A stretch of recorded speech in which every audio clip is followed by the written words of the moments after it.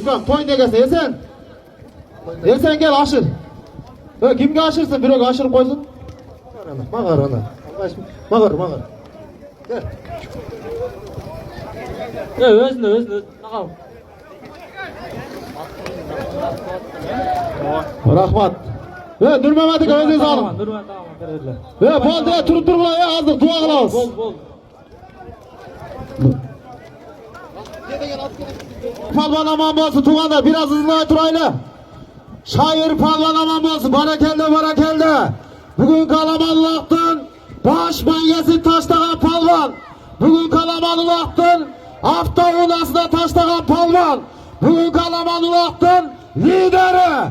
Bugün kalabalıktın şampiyonu Şair palvan. Karabulak aylının palvanı Şair palvan. Aslında Rahmancan'dan Rasul degendin atı gene. Kayman atı var mı yok mu?